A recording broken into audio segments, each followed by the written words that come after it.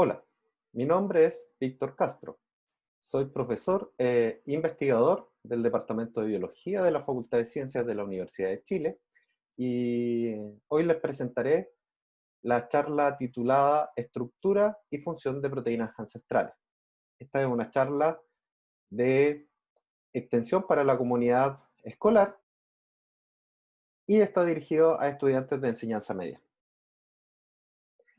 Bueno, eh, mi investigación se centra en estructura de proteínas y en evolución de estas moléculas. Y también participo en docencia en las cátedras de bioquímica y de química biológica. Y hoy en día le voy a hablar un poco cómo funcionan estas macromoléculas dentro de una célula, cuál es su relación con la estructura, cómo una estructura cumple una función y cómo podemos estudiar esta relación estructura-función a través de la evolución estudiando proteínas ancestrales. Lo primero que les quiero mencionar es la escala de tamaño. Llevarlos un poco al tamaño de las proteínas, ¿ya? Normalmente en nuestra vida cotidiana ocurre en esta escala de tamaño, que va en los milímetros a metros. Si lo comparamos esto con una célula es alrededor de 50.000 veces más pequeño que un cuerpo humano, ¿ya? La célula es la unidad básica de la vida y todo organismo vivo está compuesto al menos de una célula. Ahora, cuando hablamos de proteínas, estamos hablando de tamaños mucho, mucho más pequeños. Estamos hablando de 100 millones de veces más pequeños que un cuerpo humano, ¿ya? Y en esa escala de tamaño se encuentran las moléculas, y las moléculas, que están conformadas por átomos, solo las podemos visualizar o inferir su estructura en base a metodologías físicas como la cristalografía de rayos X o utilizando microscopios que utilizan electrones para evaluar la forma de las moléculas, ¿ya? Ahora, ¿qué hacen las proteínas? Bueno, las proteínas hacen prácticamente todo dentro de la célula. De hecho, son las proteínas las que realizan todos los procesos vitales dentro de una célula. Las proteínas permiten mantener la integridad celular, permiten a las células defenderse de agentes externos o extraños o agentes patógenos, o los organismos defenderse, reparar daño, controlar y regular funciones. Hay una infinidad de funciones que tienen las proteínas. Aquí se agrupan estas funciones en transporte, por ejemplo, como transporta la hemoglobina, el oxígeno en la sangre, o algunas proteínas tienen función de soporte, como lo es dar la forma celular o dar la forma a los tejidos. Otras realizan catálisis, que es acelerar las velocidades de las reacciones químicas y que permitan que ocurran en un tiempo compatible con la vida.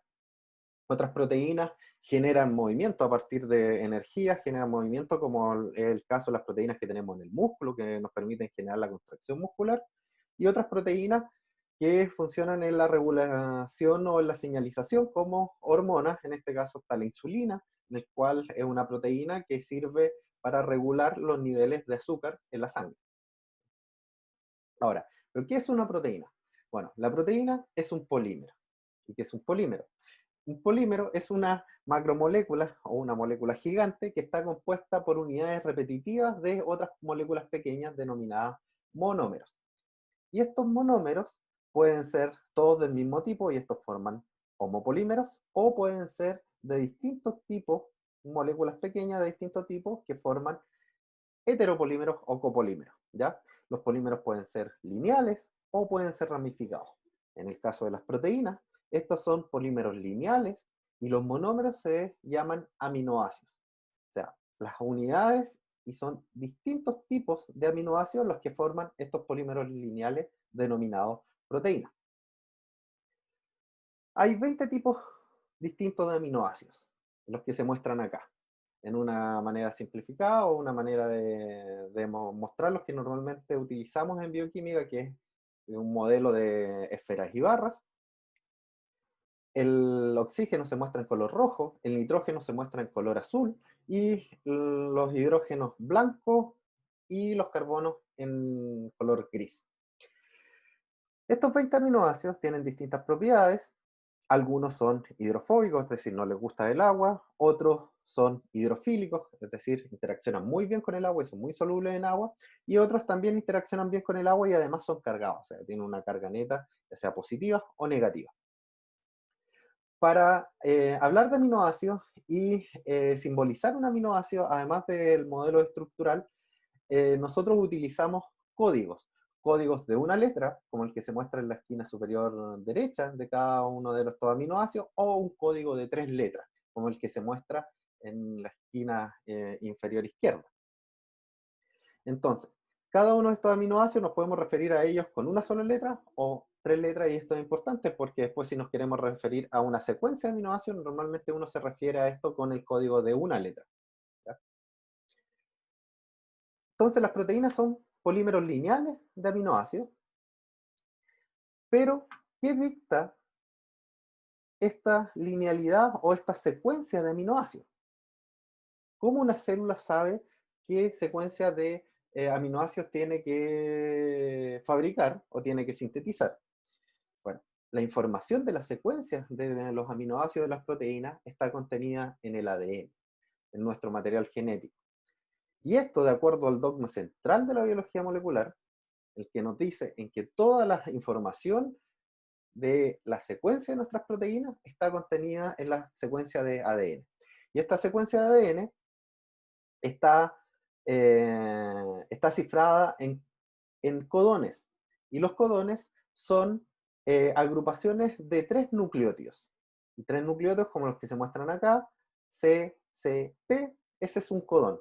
Ese codón puede ser transcrito a una molécula de ARN, en donde la timina cambia por uracilo, y este código ahora CCU puede ser leído por los ribosomas en la célula, un proceso que se llama traducción, y puede codificar para un aminoácido, en este caso, por ejemplo, un aminoácido P, que es la prolina. Entonces, de esta manera, una secuencia de una proteína, en realidad está contenida esa información en el ADN. Entonces, cualquier información de proteína de un ser vivo está contenida en su material genético, ¿ya? Su secuencia lineal de aminoácidos. ¿Cómo podemos representar una proteína? Y hay varias formas, y dependiendo del detalle en el que se quiera mostrar las características, pueden ser de varas, que representan los enlaces entre los distintos átomos de los aminoácidos de la proteína, o átomos de esfera. Otro caso es una representación de cinta, que en esto se simboliza la cadena principal de la proteína, o visualizar otro tipo de estructuras internas de la proteína, lo que se denominan estructuras secundarias, que son, por ejemplo, estas estructuras helicoidales que se denominan alfa-hélice, o estructuras extendidas que se llaman hojas beta, ¿ya? Entonces, este tipo de representación me permite evaluar otros detalles de las proteínas, que es como por dónde pasa la cadena principal de la proteína, la cadena lineal, o también tenemos formas de superficie en el cual nos puede permitir visualizar un bolsillo, por ejemplo, dentro de la proteína, que nos permitiría unir a lo mejor otra molécula, ¿ya? Entonces, a lo largo de la presentación seguiremos viendo este tipo de representaciones dependiendo de los detalles que quisiéramos mostrar de la proteína. Quería hablarles un poco de métodos, y esto es importante para después comprender en cómo se trabaja un poco con proteínas y en cómo hoy en día se producen las proteínas para trabajarlas. Y en este punto quería mencionarle la pregunta de, ¿se puede producir una proteína de un organismo, por ejemplo, de humano, en bacterias? La respuesta es sí, se puede. Y eso se hace mediante la tecnología de proteínas recombinantes. ¿Y qué es la producción de proteínas recombinantes? Bueno, este concepto lo voy a mostrar con el ejemplo de la insulina, que es un ejemplo clásico de proteína recombinante que se utiliza además como fármaco. Recordemos que la insulina es una hormona que permite regular los niveles de azúcar en la sangre, ¿ya? Hay pacientes o hay patologías en que en ciertas personas esta hormona no puede ser producida. Se pierde la capacidad de producir insulina y esto causa la patología denominada diabetes. Entonces los pacientes que no tienen insulina necesitan insulina exógena como tratamiento. Antiguamente esa insulina se obtenía desde cerdo, desde páncreas de cerdo, que es donde se sintetiza la insulina. Pero el tratamiento de una persona al año se requerían 100 cerdos para tratar a una sola persona diabética, ¿ya? Posterior a la década del 80, con la aparición de la tecnología de proteína recombinante o ADN recombinante, lo que, lo que se hace es obtener el material genético de donde se produce una proteína en particular. Por ejemplo, en el caso de la insulina, tenemos que la insulina se produce en los islotes del páncreas, entonces uno puede extraer el material genético en forma, lo más fácil es extraerlo en forma de ARN, donde está la secuencia de la insulina. Uno puede transformar este ARN, traducirlo a ADN, y este ADN que va a codificar para la secuencia de esta proteína, lo puedo insertar en una molécula de ADN circular denominada plásmido. Estos plásmidos yo los puedo introducir dentro de las bacterias en un proceso que llamado transformación, y una bacteria es mucho más fácil crecerla, es mucho más barata, y la puedo crecer en un medio de cultivo líquido, y puedo hacer que esta bacteria ahora exprese una proteína que originalmente estaba expresada solamente en humanos, ahora puedo hacer eh, que se exprese en bacterias. A esto se le denomina la producción de proteínas recombinantes, es decir, producir una proteína exógena en un organismo introduciendo un material genético extraño, ¿ya? Entonces, esto vino a solucionar mucho la producción de insulina y obviamente es mucho más amigable con los animales, ¿ya? Lo otro que les quería mencionar es como metodología en cómo puedo determinar una estructura de una proteína. Y aquí la metodología más utilizada hasta el momento para conocer la estructura es la cristalografía de rayos X. Y esta metodología se basa en eh, cristalizar la proteína, es decir, llevar la molécula a un estado cristalino, similar a los cristales de sal, y en ese estado cristalino irradiar este cristal con rayos X, los mismos rayos X que usamos para la radiografía. Uno irradia el cristal y obtiene una serie de puntitos, lo cual se denomina patrón de difracción. Con estos patrones de difracción y modelos físicos y matemáticos, uno puede inferir en qué región del espacio se encuentran los electrones de la proteína. Y los electrones aquí se simbolizan como esta mallita azul. Entonces, con esta mallita azul, ahora yo puedo acomodar las estructuras de los 20 aminoácidos que conozco y de esta manera construir el modelo para la proteína y saber dónde se estructura ciertos grupos químicos, en qué región, por ejemplo, se une una molécula más pequeña. De esa manera es como se determinan las estructuras de proteínas, ¿ya? Ahora, les mencioné que las proteínas realizan funciones vitales en la célula y realizan muchas funciones categorizadas en estos 5 puntos. Pero ¿cómo un solo tipo de molécula realiza tantas funciones distintas? Bueno, porque tenemos distintas secuencias de proteínas y al tener distintas secuencias de proteínas tenemos distintas estructuras. Y aquí es lo importante. Distintas estructuras en realidad son las que ejecutan distintas funciones, ¿ya? Entonces, la función que cumple una proteína va a depender de su estructura. Del mismo modo que estructuras de nuestro mundo cotidiano, por ejemplo, una silla, cumple cierta función en nuestra vida, y cumplen cierta función porque tienen cierta estructura. Si no tuviesen esa estructura, probablemente no podrían cumplir la misma función o no podrían cumplirla de modo adecuado, ¿ya? Entonces, esa es la relación entre estructura y función, o secuencia, estructura en función. Distintas secuencias pueden llevar a distintas estructuras, y estas distintas estructuras ejecutar distintas funciones. Funciones como las de defensa. Y aquí es importante destacar unas proteínas que se denominan anticuerpos, y estos anticuerpos son estructuras que tienen verdaderos brazos, y en estos extremos de los brazos tienen sitios de unión que se denominan sitios de unión antígeno. ¿Qué son los antígenos? Eh, Estructuras moleculares a las cuales se unen con alta afinidad los anticuerpos, como pueden ser una partícula viral o una bacteria que está intentando ingresar a nuestro cuerpo, o un virus que quiere infectar una célula. De esta manera, estas proteínas se unen con bastante fuerza, aglomeran distintas partículas, por ejemplo, virus, y impiden la infección de células. Entonces son moléculas muy importantes para el sistema inmune. Otro tipo de estructura importante es los canales de membrana. Y estos canales de membrana tienen una estructura particular que les permite cumplir su función, que es transportar o atravesar, permitir que atraviesen moléculas por la membrana plasmática.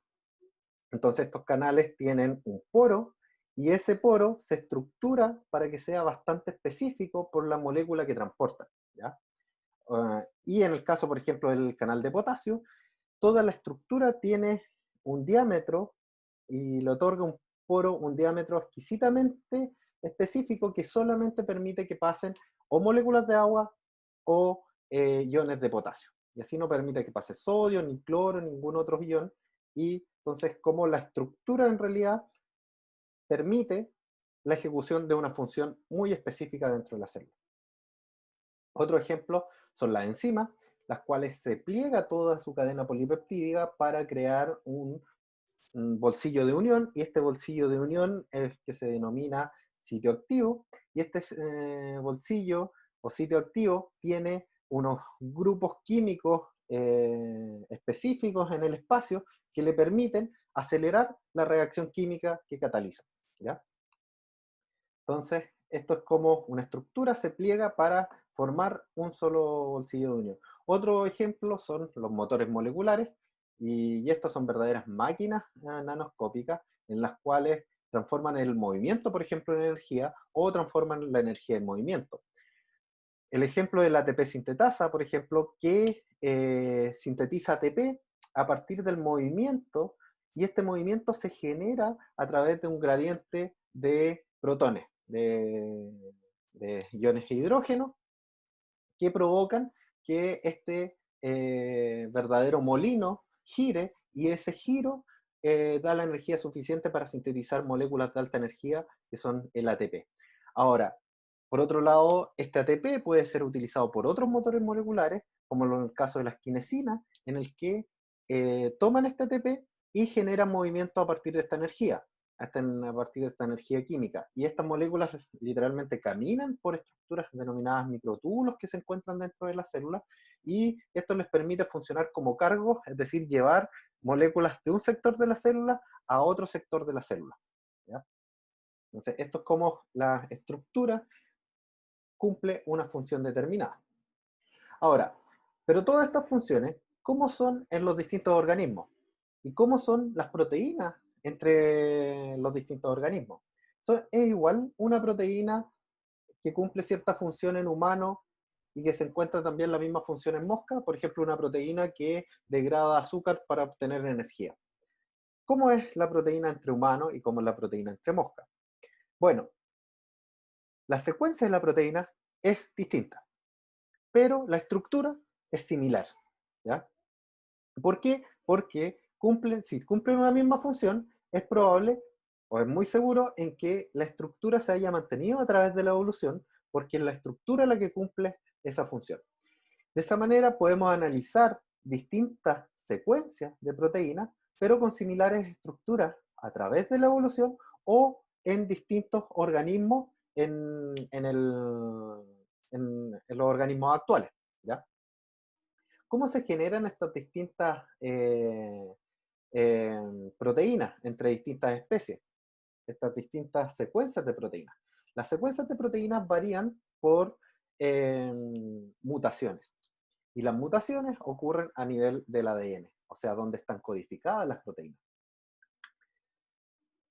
Si en un gen ocurre una mutación que puede ocurrir durante la duplicación del ADN, o la copia de este material genético, puede introducir cambios y llevar a un cambio de un aminoácido, por ejemplo, esta prolina por una tirosina o este P por esta I, y lo cual puede llevar a un cambio de estructura. Y si lleva un cambio de estructura, posiblemente un cambio de función. También hay otros tipos de cambios que son las inserciones, deleciones, que también llevan a cambios estructurales en proteínas. Y estos cambios estructurales en proteínas pueden llevar a cambios de función. Entonces, un gen que codifica para una proteína A que tiene una cierta función que está relacionada con ciertos rasgos de un organismo, si ocurre la mutación de ese gen y se ve alterada esa función, el rasgo podría haberse alterado. Y de esa manera se pueden generar diversidad de proteínas y diversidades de secuencias. Ahora, ¿qué tan diferentes o qué tan similares son las proteínas entre los distintos organismos? Bueno, va a depender de qué tan cercanos o lejanos hayamos divergido en la evolución con esos organismos, ¿ya? Por ejemplo, si comparamos esta proteína que es la mioglobina, que tiene por función el transporte de oxígeno en el músculo de humano y de chimpancé, podemos ver que esta proteína tiene 153 aminoácidos, también en humano y en chimpancé, y que prácticamente es la misma proteína, salvo solo un aminoácido. Hay solo un aminoácido de diferencia entre la mioglobina de humano y la de chimpancé.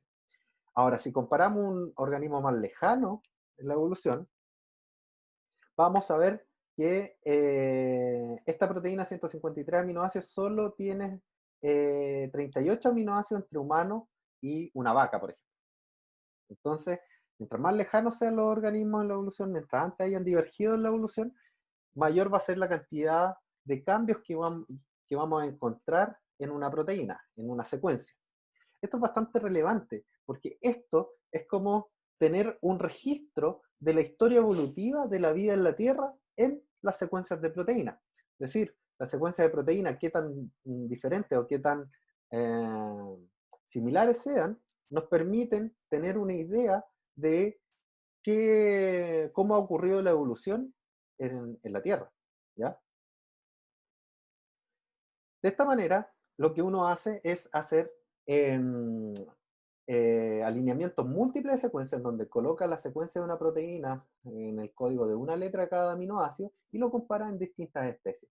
Y con metodologías que se denominan metodologías filogenéticas, uno puede hacer estos modelos que se denomina una filogenia, y esta filogenia me permite ver cuáles son las secuencias más similares, cuáles son más distintas, y cómo se pueden agrupar y cómo probablemente habrían evolucionado a través del tiempo. Entonces, si tuvieron un ancestro común, qué especies tuvieron un ancestro común, y ese tipo de cosas se pueden evaluar en estas especies. Además, utilizando modelos de evolución de secuencias, modelos matemáticos de evolución de secuencias de proteínas, que nos permite tratar de predecir cómo cambiará una secuencia de proteínas en el tiempo, uno puede inferir de modo teórico una secuencia ancestral de un organismo presuntamente extinto, de un organismo que existió hace millones de años atrás y que eh, era un organismo, el último ancestro en común, por ejemplo, el grupo verde, un último ancestro en común del grupo azul y así. Uno puede inferir una secuencia para un grupo de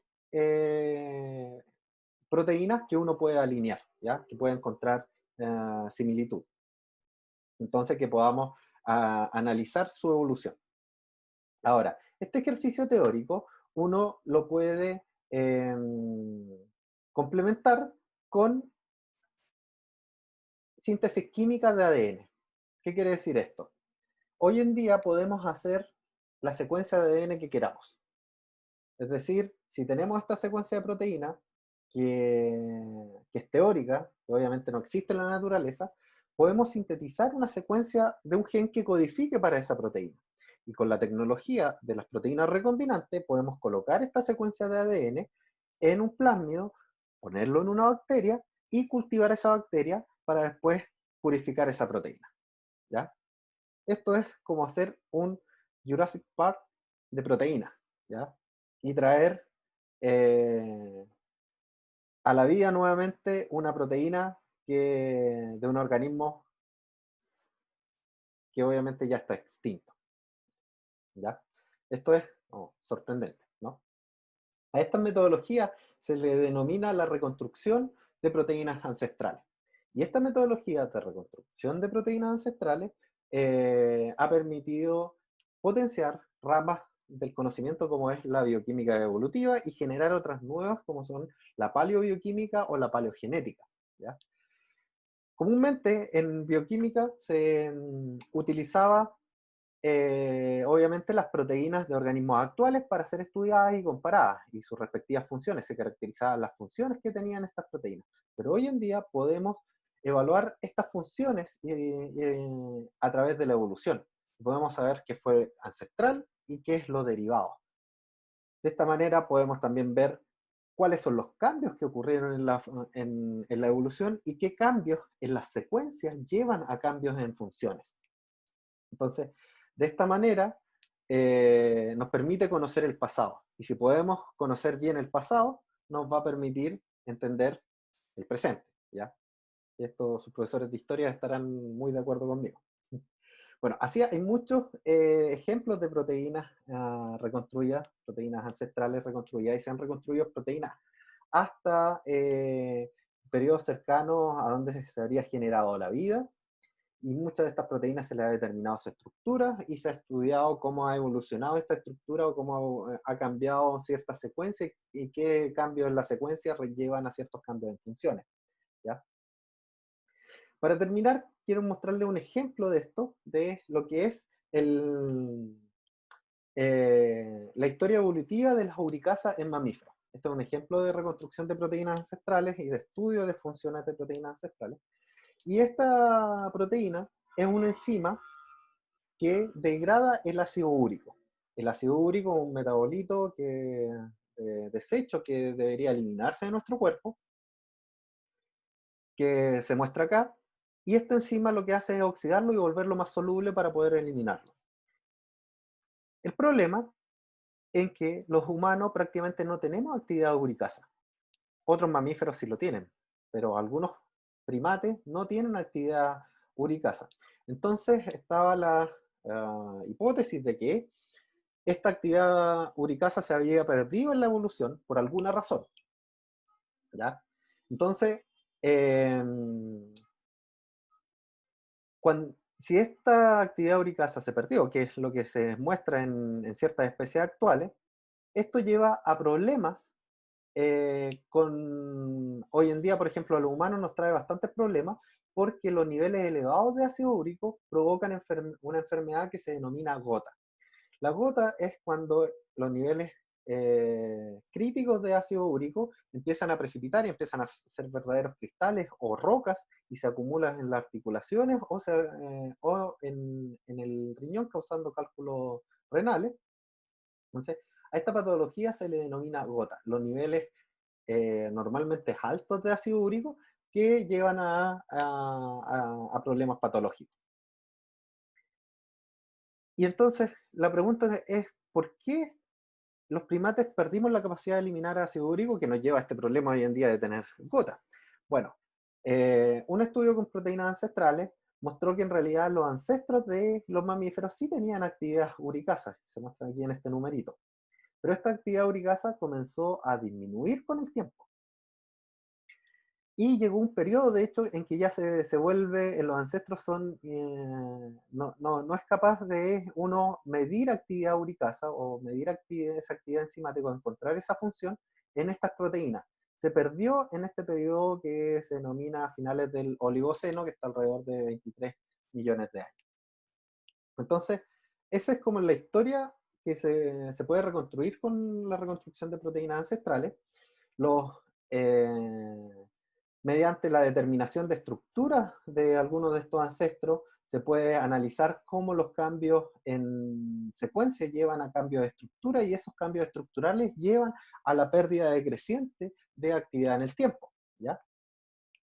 Y lo otro, que si uno analiza el tiempo en que esta pérdida de actividad a finales del Oligoceno ocurrió y los compara con hechos geológicos, se ve que justo en ese periodo de tiempo hubo un cambio de tipo de bosques lluviosos a tropicales, a tipos de bosques templados, en el cual estos bosques tropicales tenían una alta disposición de frutas, mientras que los templados tenían menos disponibilidad de frutas, lo cual llevaba a un problema claramente a nuestros ancestros homínidos eh, al obtener alimento.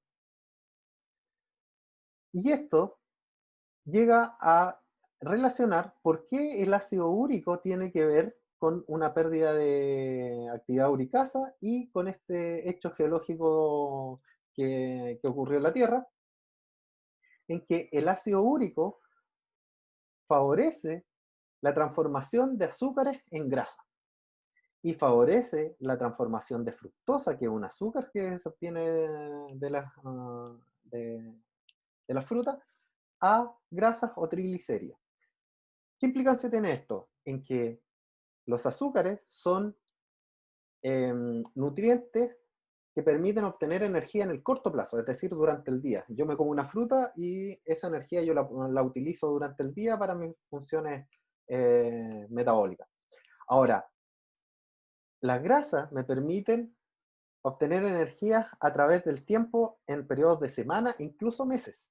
Entonces, si yo soy capaz de almacenar mayor cantidad de grasa, voy a poder sobrevivir mucho más tiempo.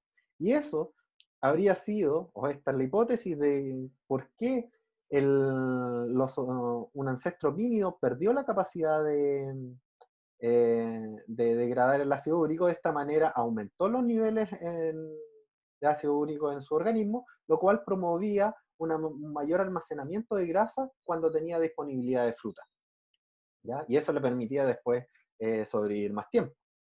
Entonces, ese habría sido el hecho que promovió que los primates, un grupo de primates, perdiera la capacidad uricasa o de eliminar este ácido úrico.